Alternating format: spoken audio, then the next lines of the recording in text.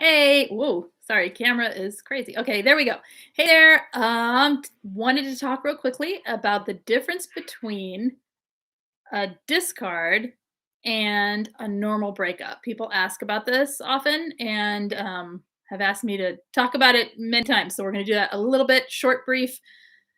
The reasons it's so different, or what are some of the differences, or how does it affect you differently? Oh, and of course, the dog has a squeaky toy right now. Come here. Come here. We're going to take that away right now. You can have that after. Sorry. Anyway, so the difference between a normal breakup, or normal meaning a non toxic relationship, and a discard. Somebody brought up a really good point. Super, super good point. Smart way of looking at it. And after years after a discard, came up with the realization that the hardest thing was the lack of closure. We talk about lack of closure a lot, and we talk about what that means and how to get closure. But really, the difference is when you end look, there she is. She wants the toy. Okay, but the difference is when you end a relationship that is not toxic. There's discussions. There's conversations like about why you can't get along, about how to end things. You maybe even end things as friends. You maybe even end things knowing you can't talk to one another. Yes, that was Tessa. You can't talk to one another for a while in order to give each other the space to heal. There are pieces that go into place with a healthier breakup, or a breakup of a non-toxic relationship, that even though you can't get along, you're not out to get each other, you just want to end. Does that make sense? With a narcissist, they're never going to give you the closure, ever, ever, ever. We try with all our might to get the closure. We tell them what we think they are. We tell them all the things they did to us. We ask why, how could you do this to me? How could you not love me? We research, we do all the work, right? We don't get the closure. So that's a huge difference, and it leaves you feeling really challenged in your healing, because we're seeking that piece that we're so either used to or expect should happen, right? So that's a really good point that was brought up. And hey, you guys. Hey, Ellen and Angelica and Jack. Yes, that was Tessa. Okay. So I just kind of jumped right in. Let's go back to the beginning for a second. For those of you who don't know me, I am Lise Colucci, and I'm one of the life coaches over at Queen Being. And today we're talking about what a normal breakup is like versus a discard, and some of the things that are different. So the lack of closure, and we all know what that feels like, right? If you've been with a narcissist, it's the number one thing that's hard to let go of for a lot of people, that you cannot get the closure.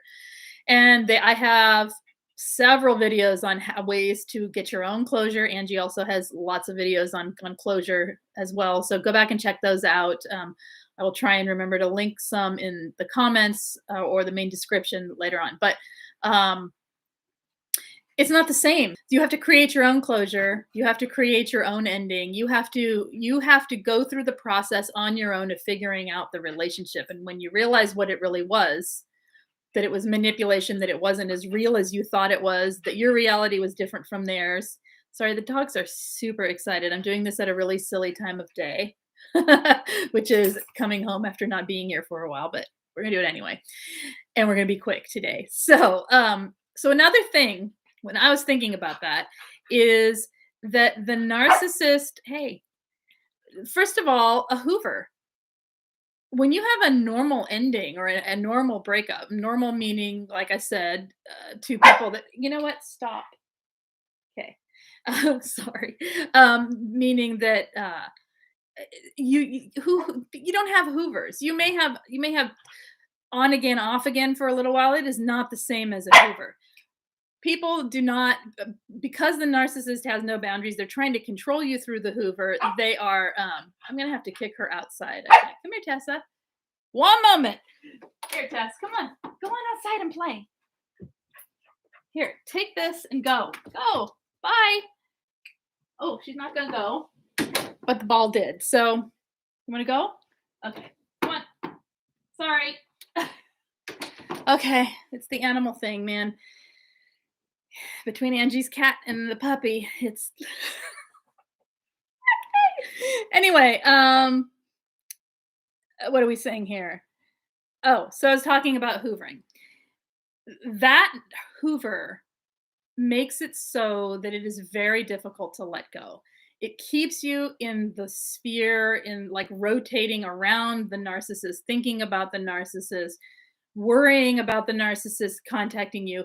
You go, like, say you have a normal breakup and you go no contact with each other on purpose, decide, maybe we shouldn't talk. Maybe we should go our separate ways and not talk.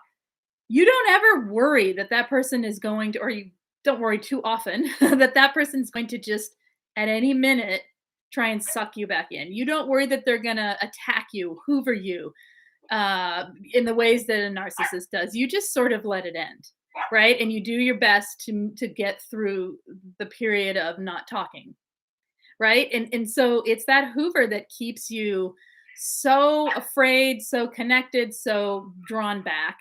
All right. And now she's going to bark at the door. Oh my goodness.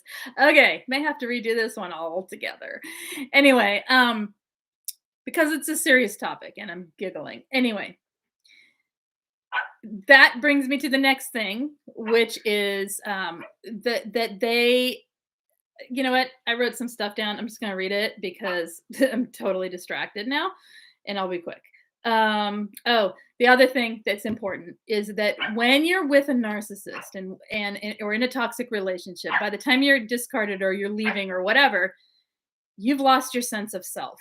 So when you leave that relationship, you go from a person who is revolving around the world and the life of the narcissistic person. You know what I mean? Your focus is them. You're having to manage down the temper tantrums and the issues that they do, the manipulations. You're having to spy on them. You're having to wonder what they're doing, follow them. Your focus is them. You leave, there's nothing left of you. For most people that I talk to, they feel, or usually when they, by the time they're coming to me, they're saying things like, I don't know who I am and I don't know how to find me again. There's a piece of that in any breakup, right? Because you mix your lives together, you blend your lives together, and but see, in a healthy relationship, each person is their own person, and they're not revolving everything and every bit of their being around the other person. And so when they break up, they're still their own person. They may feel the sense of loss with a normal breakup. You may, Tessa, you need to stop, baby. You may feel like you don't know who you are 100%, but finding yourself again isn't this giant battle. For some people, of course, it might be if you're a codependent person and you've had a breakup, but I'm talking about like for most people, right? It's not. That's something that happens, is that you've lost yourself so much that it's really hard. And so then when you're trying to be free from it and trying to be yourself again and trying to um, be you, you don't know where to go. You don't know what to do. Does that make sense? And so it's really difficult after a breakup. And it also will draw you back to the narcissist because it's all you knew, especially if they're going to hoover you. Okay. Anything you guys can think of the difference, if you've ever had a normal breakup, or if you've watched one on TV, or if you know of people who've had them, that feels really different from when you've been discarded or when you've left a narcissist. Anything that you guys want to add, please add it to the chat and I will talk about it. Um, the other thing is, in a normal, healthy, so to speak, ending of a relationship, and an ending of a relationship that was not toxic, there's no smear campaign. Okay. They don't, the other person, each person is not out to get the other person. In fact, they are usually wishing the other person well, in a sense of like, or just done, like, goodbye, I don't want anything to do with you. Right. But it's not, there isn't the one person going out there and spreading lies and rumors and tales of evil about the other person. There's also not the feeling of needing to be like needing to understand what happened. Usually in a healthy ending, you have an understanding. This is part of the closure piece. You have an understanding of what happened, right? You can say, "Oh, I can see where we started falling out of love," or "I can see where we stopped communicating really well, and I wish we could have done it differently, but we didn't," and so blah blah blah. When people leave a narcissistic relationship, they come places like this. They end up on queen being websites or other websites and watching videos nonstop. And that isn't what people do when they have a normal breakup. They may watch some videos to learn to get over it, to feel the grief, just to have some um, support, but it's not this, right? Okay. Let's see. Angelica says, is it possible that we were not whole before ending up in an, of course, in with a toxic person? Yes. I don't want to say you're not whole. What I want to say is you haven't discovered your whole self, right? Or that you have been conditioned through your upbringing or your parents or simply your personality, right? That to be a people pleaser or to be a person that lives for other people instead of yourself. Does that make sense? And so that makes it hard to know who you are outside of relationships, right? So yes, it's entirely possible and very common for a lot of people to have had that happen. Um, if Shastina is saying, I'm trying to find myself years after it's very hard, isn't it? Yeah, it's that is the next step is finding who you are. Um, Okay, I'm thinking of an ex who tried to pull me back in, and after that, I was married to. Okay, okay. Ellen, I had a normal breakup from a long relationship, and we were going our separate ways. But with a narcissist, they don't get it's okay for us to be happy. Exactly. They try to ruin you, they try to destroy you. They will even say things like, I can remember him saying, after all the, like, cold treatment and, like, when they go into the Hoover mode where they're, like, puppy dog eyes and hoovering you back, but they don't really want you, they just wanna keep you as a friend, but then they don't wanna keep you as a can't be a friend, can't be a friend with them, but you know what I mean, that stage of the discard where it's discard Hoover every other day. I can remember him saying, you're such an amazing person. You'll find someone great someday. I just want what's best for you. Blah blah blah blah blah. And I'm thinking, you do not, because 5 minutes from now you're going to be attacking me, and sure enough, right? So yeah. Hi Lisa. I jumped in late, never acted like a lunatic after a normal breakup. Exactly. We act in ways we would never act in a normal breakup. We may get sad, we may have grief, we may, sit around and watch Netflix, eat ice cream, so to speak. You know what I mean? We may be disinterested in friendships. We may, for a while after a normal breakup, we go through the grief process, right? But you don't have grief compounded by more grief, compounded by confusion, compounded by the lies that you're uncovering, the truths that you're uncovering. Yeah. So, okay. Let's see. Anything else? Okay. The aftermath is different. It sure is. So those are some of the ways in which it's different. I'm trying to think of any other off the top of my head. And like I said, I'm going to be keeping this short today because there is just lots going on here. I don't know if you can hear the babies. They're like, it's playtime. This is the wrong time of day for me. That's okay. If you had a normal breakup and relationship, you don't end up on channels like this. Hey, that's right. That's right, unless it was a toxic parent or something like that. But yeah, yeah, definitely. You don't question your sanity. A normal breakup doesn't leave you feeling so devastated. You may be devastated. You may be heartbroken. You may be sadder than sad. It may be the saddest thing you've ever felt, but it's not also mixed with the cognitive dissonance of someone hurting you so badly and then you going, but it's okay, I can take it, it really wasn't that bad. There's another piece. You're not left with cognitive dissonance. Okay, we all have a little bit. We all, of course, there's going to be a little bit in any ending, right? Should I have ended it? Was that really the best thing for us to do? Like that. But see, here's the thing: with a healthy breakup, you could contact that person if the agreement isn't to stay apart and say, hey, I was thinking about this. Why did we not work through that? You could have discussions. That's one piece. You could have discussions in a healthy breakup or a normal breakup. But Narcissist, you're just gonna get fed a bunch of lies, you're gonna get fed a bunch of, Hoover maneuvers, right? Pity ploys, all of it. So, yeah. Um, oh, good. I'm glad I'm getting the groove, okay. Flying monkeys are not well, we don't there are no flying monkeys, Shastina. If you don't have, if in a healthy breakup, if a friend talks to you about them and then goes and talks to the other person about you, you could have a conversation and say, "Hey, I don't think that's appropriate. Could you not do that?" Unless the friend's toxic. But you know what I mean? Like you wouldn't have the flying monkey situation to begin with in a healthy ending. You might have people like busybodies and nosy people trying to interfere, but they're a lot easier to manage the situation that's happening than when you have the flying monkeys after a toxic relationship. But I should do a flying monkeys video this week.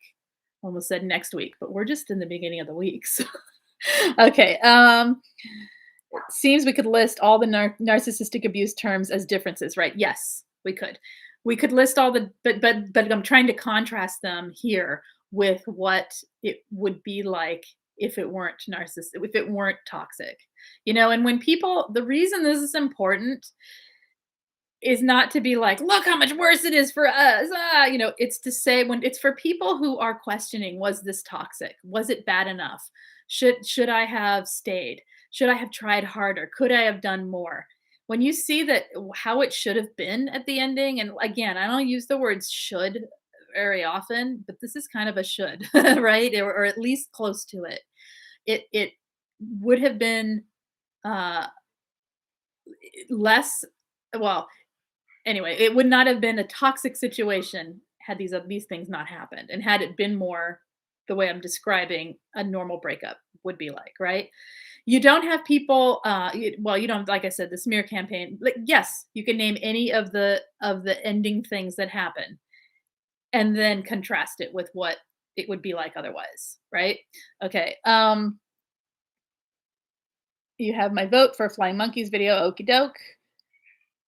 Am I the narcissist? Yeah, and that too. When you're questioning, are you the narcissist? This is it like going over the differences of what it would be like if it, when it ended, if it was healthy.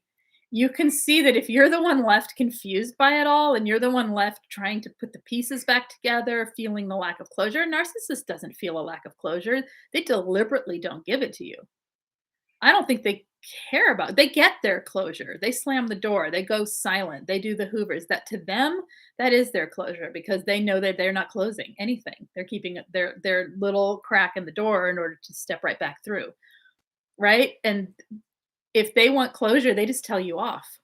To them, that's closure. If they want closure, they belittle you, they smear you.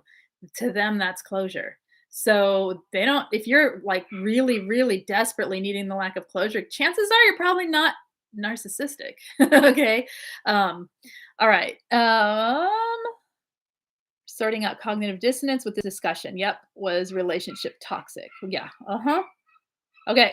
Oh, you're explaining to Lisa. Okay. Oh, because she had to there we go. All right. Anything else, you guys? And if you have any questions of things going on in your own life, go ahead and ask or go ahead and talk about it. I'm going to end this probably in 10 minutes max. Keeping it super short today. I just wanted to check in and talk about this a little bit. Do others with a covert narcissist also experience perpetual hatred coming from the narcissist? Oh, heck yeah. I don't think any narcissist likes anyone. And the covert will often hide behind the nice facade, or they'll hide behind a certain sort of charm that isn't that overt charm, or they'll just be more quiet, right? They're not all nice and then mean. Sometimes they're just quiet and then mean, right?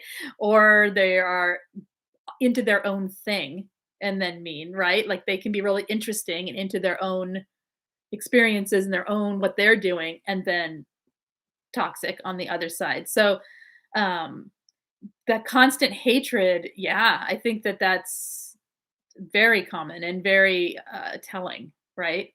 And it's not direct hatred often, it's covert. It's the most subtle and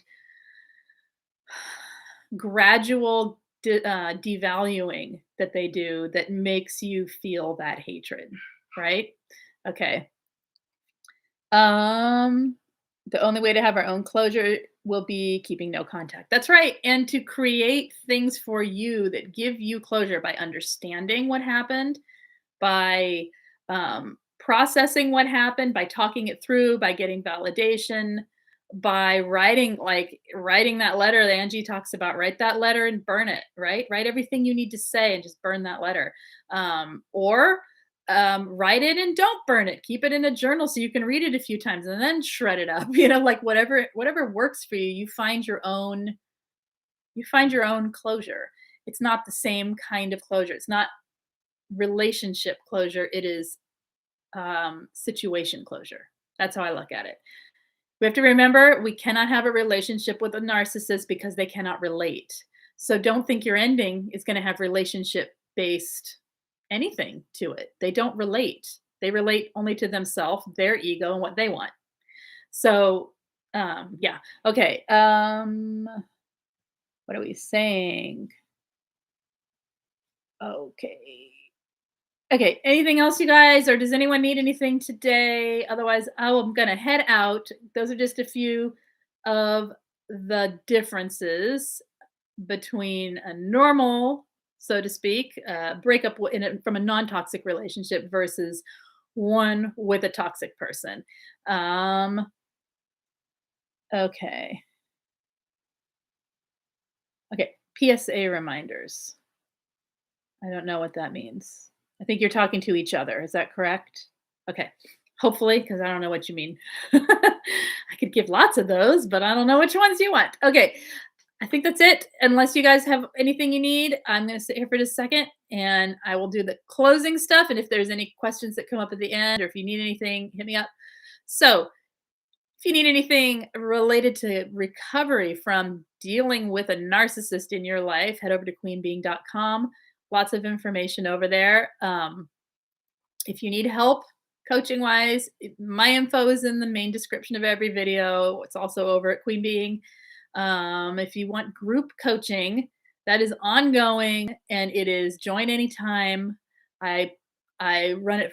I give you 4 weeks whenever you join, and then if you continue, we just prorate the next month. So it works out so that it's 4 weeks at a time, and that's it. The information's in the main description. If you've not subscribed to this channel, please do hit the thumbs up. And if you ever have anything you need me to talk about, or you want me to talk about, or any videos you want to see made, any questions you're having, things you're struggling with, leave them in the main comments. I do try to write them down and get to them as it goes. This is one example of that, this video here. So, okay, I will see you guys soon. What are we saying?